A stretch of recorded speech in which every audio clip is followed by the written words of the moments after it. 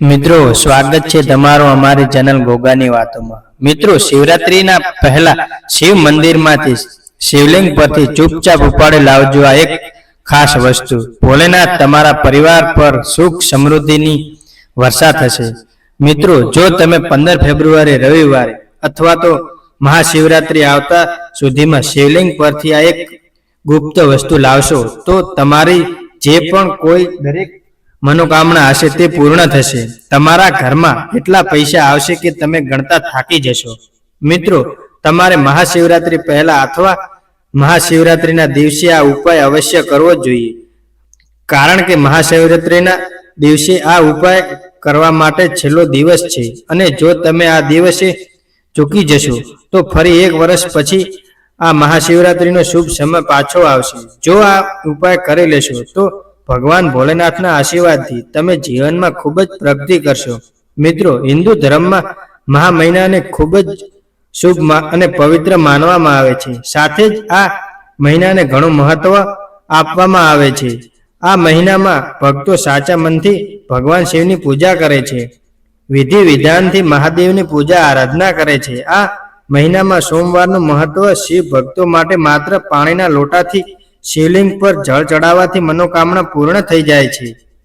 મિત્રો ધાર્મિક માન્યતાઓ અનુસાર એવું કહેવાય છે કે મહા મહિનામાં ભગવાન શિવ અને માતા પાર્વતીની પૂજા અર્ચના કરવાથી અને સોમવારનું વ્રત રાખવાથી ભોલેનાથની પૂર્ણ કૃપા પ્રાપ્ત થાય છે। આ વિડીયોમાં અમે તમને જણાવવા જઈ રહ્યા છીએ કે આ મહા મહિનામાં દિવસો દરમિયાન તમારે શિવના મંદિરે જઈને ભગવાન શિવને શું અર્પણ કરવો જોઈએ અને ભગવાન શિવના મંદિરેથી પાછા આવો ત્યારે ત્યાંથી કઈ ગુપ્ત વસ્તુ લાવવી જોઈએ જેથી તમારા ઘરે અનાજ અને ધનની કમી ક્યારે ના રહે।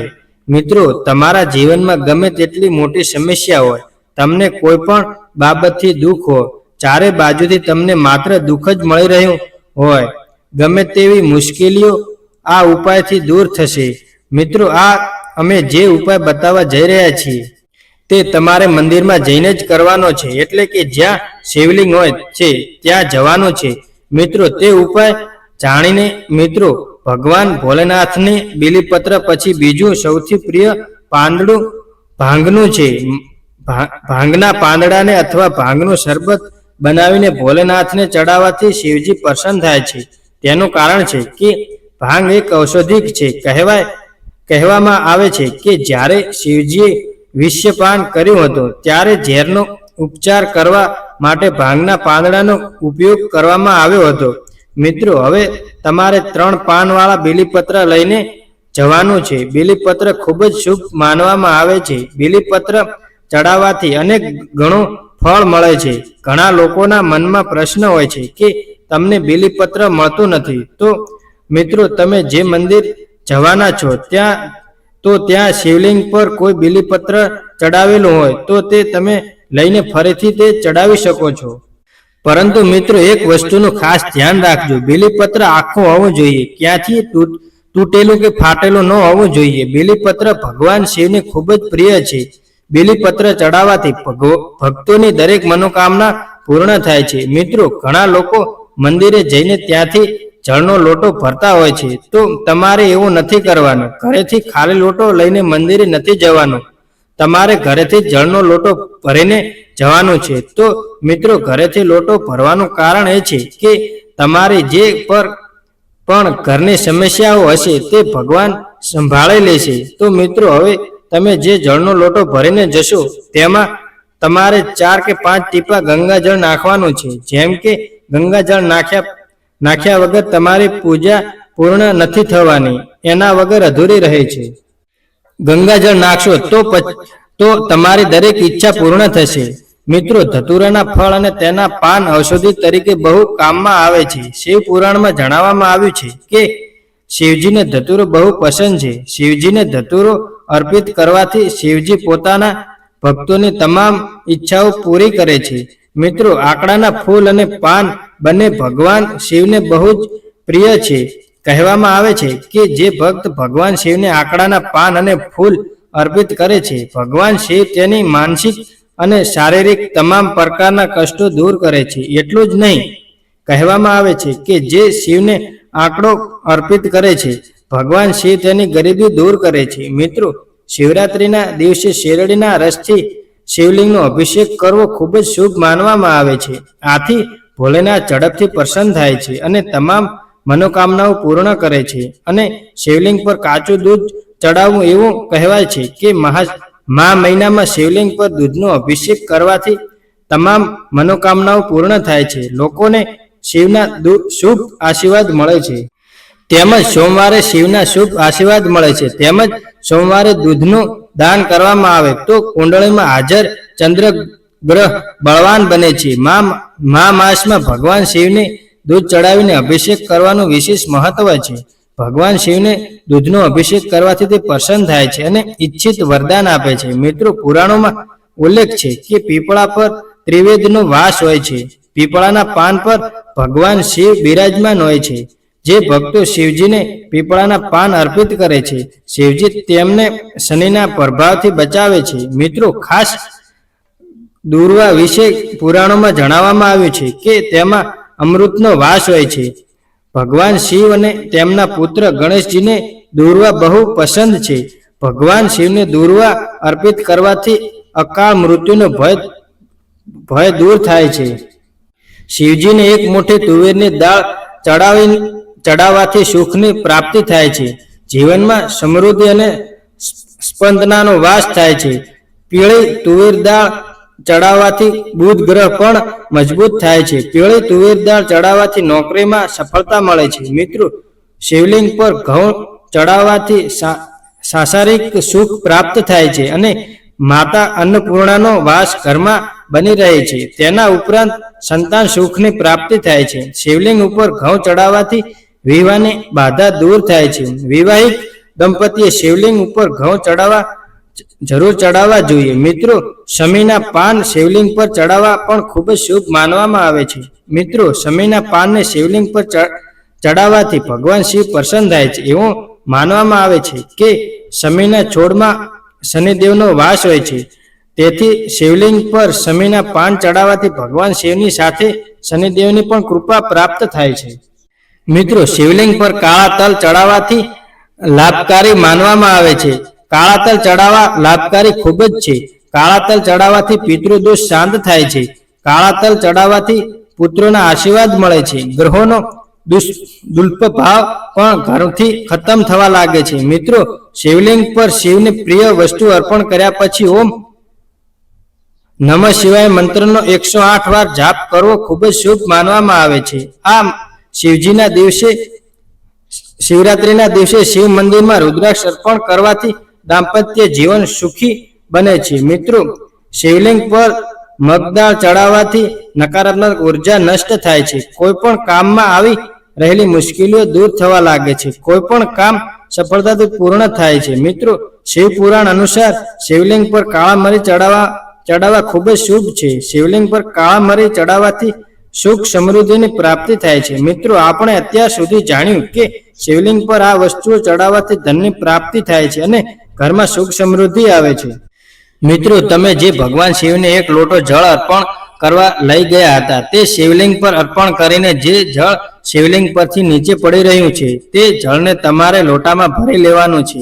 કેમ કે જે જળ શિવલિંગ પર ચડાવવામાં આવે છે તે જળ અમૃત બની જાય છે. આ અમૃત તમારે થોડુંક ભરી લેવાનું છે અને તેને તમારે ઘરે લઈ આવવાનું છે અને ઘરના દરેક સભ્યોને થોડાક ટીમ્પા પીવડાવવાના છે. પછી ઘરની દરેક જગ્યાએ આ ટીમ્પાથી છંટકાવ કરવાનો છે. આ છંટકાવ આમ કરવાથી તમારા ઘરમાંથી નકારાત્મક ઉર્જાઓ દૂર થઈ જશે અને સકારાત્મક ઉર્જાઓ આવશે. હવે મિત્રો, તમે જે કાળા મરી લઈ ગયા હતા તે કાળા મરીને શિવલિંગને સ્પર્શ કરવાથી પાછા લઈ આવવાના છે અને ઘરના પૂજા મંદિરમાં કાળા તલ મરી રાખી દેવાના છે. હવે જ્યારે પણ તમે ઘરની બહાર કોઈ પણ શુભ કાર્ય કરવા માટે બહાર જવાના હો, કોઈ નોકરી બાબતે હોય, કોઈ બિઝનેસ માટે જતા હોય, કોઈ પણ શુભ કાર્ય માટે જતા હોય, તો તે કાળા મરીને તમારે ઘરના મુખ્ય દ્વાર પર મૂકી દેવાના છે અને તેની પગ પર વળે સ્પર્શ કરીને જવાનું છે. તેનાથી તમને ખૂબ જ લાભ થશે. તમારા જીવનમાં જે કાંઈ પણ બાધાઓ આવી રહી છે તે આ ઉપાય કરવાથી દૂર થશે અને તમને દરેક કાર્યમાં ચોક્કસ સફળતા મળશે. હવે પછી મિત્રો, તમે જે શિવલિંગ પર બેલીપત્ર ચડાવવા લઈ ગયા હતા તે તમારે ભગવાન શિવ પાસે ઔષધિક રૂપમાં માગીને પાછા લાવવાના છે અને તમારે તે બેલીપત્રને ઘરની તિજોરીમાં મૂકી દેવાનું છે. અને ઘરના કોઈ પણ વ્યક્તિ જો લાંબા સમયથી બીમાર રહેતો હોય તો તે આ બેલીપત્ર ઔષધિક રૂપમાં તેમને આપવાનું છે. મિત્રો, આ 2026ના વર્ષે મહાશિવરાત્રિનો પર્વ 15 ફેબ્રુઆરી રવિવારના દિવસે અને બુધવારનો દિવસ પ્રથમ પૂજ્ય ગણેશજીને સમર્પિત હોવાથી તેને પ્રથમ કરવા માટે એક વિશેષ ઉપાય કરવો જોઈએ. સાથે જ આ ઉપાય માસ કોઈ પણ સોમવારે કરી શકો છો. મિત્રો, આ ઉપાય કરવા માટે તમારે 3 લીલી એલચી લેવાની છે જે કોઈ પણ જગ્યાએથી તૂટેલી ન હોવી જોઈએ. અને હવે તમારે એક સિક્કો લેવાનો છે અને હવે તમારે ભગવાન ગણેશની મૂર્તિ સામે આ 3 લીલી એલચી અને એક સિક્કો મૂકવાનો છે. ત્યારબાદ દેશી ઘીનો દીવો પ્રગટાવીશું. ગોમતી અને ભગવાન શિવના આ મંત્રનો જાપ કરીશું. હવે 11 વાર ઓમ મંત્રનો જાપ કરીશું. હવે ઓમ ગણપતિ નમઃ, ઓમ ગણપતિ નમઃ મંત્રનો જાપ કરીશું. જો તમે આ મંત્રનો જાપ નથી કરી શકતા તો કોઈ સમસ્યા નથી, તો બસ તમે ભગવાનના નામનો જાપ પણ કરી શકો છો. હવે તમે તમારા ઘરના મંદિરમાં આ 3 લીલી એલચી મૂકવાની છે અને ₹1નો સિક્કો અને એલચી મૂકવાની છે અને ₹1નો સિક્કો રાખવાનો છે. હવે તમારે સોમવારના દિવસે દીવો પ્રગટાવીને ભગવાન ગણેશની પૂજા કરવાની છે અને આ 3 એલચીને લઈને અને એવી રીતે ધ્યાનમાં રાખવાની છે. હવે તમારે બીજો દિવસે 3 લીલી એલચી લેવાની છે અને એક સિક્કો લેવાનો છે. હવે તમારે એક લીલી એલચી તમારા ઘરના મંદિરમાં રાખવાની છે. ત્યારે 2 એલચી તમારા પર્સમાં રાખવાની છે, કારણ કે આ એલચી હવે સામાન્ય નથી રહી, ભગવાન ગણેશના આશીર્વાદ છે. આ ઉપાય કરવાથી તમારા ઘરમાં સુખ અને સમૃદ્ધિ આવશે. મિત્રો, જે સાથે જ અન્ય કોઈ ઉપાય કરવા માટે સૌથી પહેલા તમારે થોડો ગોળ લેવાનો છે. હવે તમારે દેશી ઘી લેવાનું છે અને હવે તમારે ગોળ ઉપર દેશી ઘી લગાવવાનું છે. તમારા ઘરના મંદિરમાં ભગવાન ગણેશની સામે થોડો ગોળ અર્પણ કરવાનો છે. પછી તમારે ગોળ લઈને ગાય માતાને ખવડાવવાનો છે. આ ઉપાય કરવાથી તમને 33 કોટી દેવી દેવતાઓના આશીર્વાદ મળશે.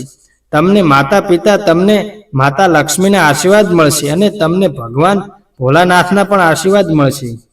તમારા જીવનની દરેક સમસ્યાઓ દૂર થશે. તમારા ઘરમાં સુખ અને સમૃદ્ધિ આવશે. મિત્રો, માસના કોઈ પણ સોમવારે તેમજ મહાશિવરાત્રિના દિવસે કયા વિશેષ ઉપાય કરવા જોઈએ, સાથે જ આ દિવસે ઉપવાસમાં કયા નિયમોનું ખાસ પાલન કરવું જોઈએ તે વિશે પણ આગળ જણાવીશું, તો વિડીયોને બિલકુલ અધૂરો ન મૂકતા.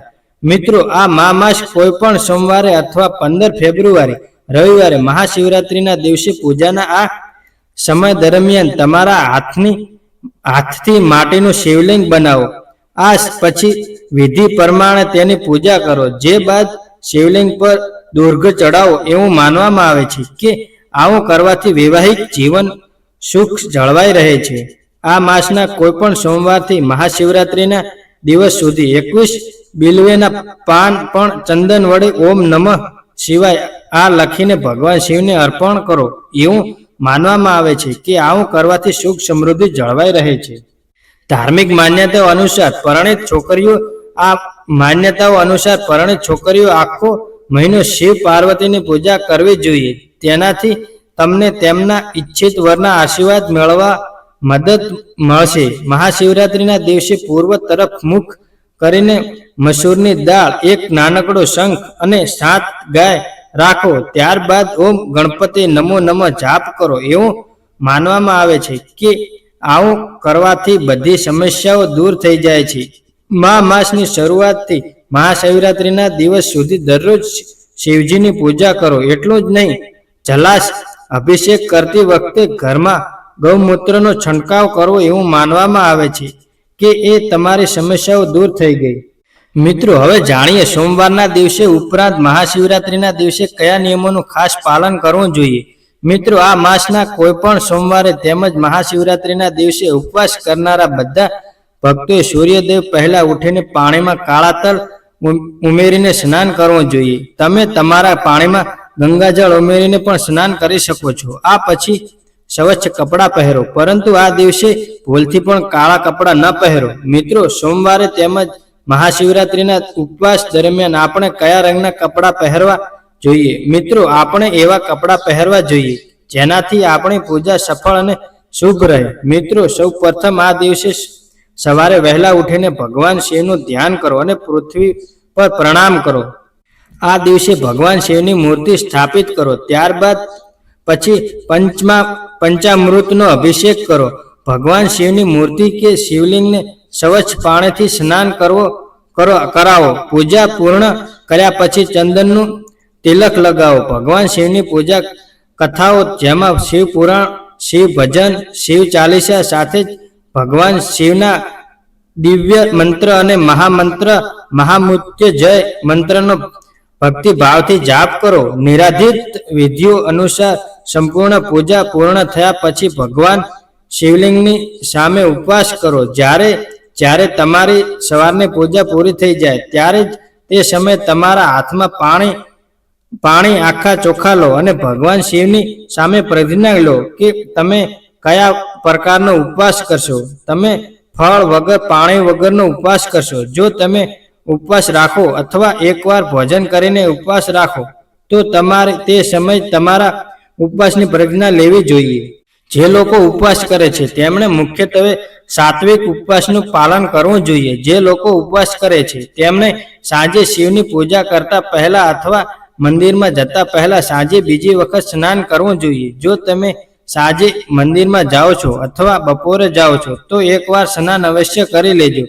જો તમે મંદિરમાં જઈ શકતા નથી તો તમે તમારા ઘરમાં એક અસ્થાયી શિવલિંગ બનાવી શકો છો. તમે માટીના શિવલિંગને લિંગનો આકાર આપીને પૂજા કરી શકો છો અને તમે ઘરે ભગવાન શિવની અભિષેક પૂજા પણ કરી શકો છો. આ માસમાં સોમવારે તેમજ મહાશિવરાત્રિએ નિર્જળા અથવા ફળાહાર બંને રીતે ઉજવવામાં આવે છે. જે વ્યક્તિ નિર્જળા વ્રત રાખે છે તેને ભગવાન શિવનો વિશેષ આશીર્વાદ મળે છે. મિત્રો, સોમવારે અને મહાશિવરાત્રિના દિવસે શિવજીની પૂજા કરતા પહેલા નંદીની પૂજા કરવી જોઈએ. આ પછી ભગવાન શિવને પંચામૃતથી સ્નાન કરાવવું જોઈએ, જેમાં દૂધ, દહીં, ખાંડ અને મધનો સમાવેશ કરવો જોઈએ. પંચામૃતથી સ્નાન કર્યા પછી ભગવાન શિવને ફરીથી ગંગાજળથી સ્નાન કરવું જોઈએ. બીલીપત્ર, ફૂલો, ધતુરો, ભાંગ અને ધતુરા વગેરે અર્પણ કરવા શુભ રહે છે. પૂજા દરમિયાન આ પછી ભગવાન શિવને બેરી અને ફળો અર્પણ કરવા જોઈએ. અભિષેક વિધિ પછી શિવલિંગને બીલીના પાનની માળાથી શણગારવામાં આવે છે. એવું માનવામાં આવે છે કે બીલીપત્ર ભગવાન શિવને શીતળતા પ્રદાન કરે છે, જેથી જ્યારે પણ ચારે પ્રહારની પૂજા પણ પૂર્ણ થાય છે ત્યારે ભગવાન શિવને નવા પાંદડાઓની માળાથી શણગારવામાં આવે છે અને તેમને શણગારો અને ફૂલોથી માળાથી શણગારો. પૂજા દરમિયાન જાપ કરવાનો મંત્ર છે ઓમ નમઃ શિવાય. તમારે સતત તમારા મનમાં ઓમ નમઃ શિવાયનો જાપ કરવો જોઈએ. સાથે જ ભક્તોએ બીજા દિવસે સ્નાન કર્યા પછી ઉપવાસ તોડવો જોઈએ. ભક્તોએ આ નિયમોનું મહત્તમ પાલન કરવું જોઈએ. ઉપવાસના સમયગાળામાં લાભ મેળવવા માટે ભક્તોએ સૂર્યોદય અને ચતુર્થી તિથિના અંત વચ્ચે ઉપવાસ તોડવો જોઈએ. મિત્રો, આશા રાખીએ છીએ કે તમને આ વિડીયો પસંદ આવ્યો હશે. ગોગાની વાતો ચેનલને સબસ્ક્રાઇબ કરવાનું ભૂલશો નહીં. તમે વિડીયો પૂરેપૂરો જોવા બદલ તમારો ખૂબ ખૂબ આભાર.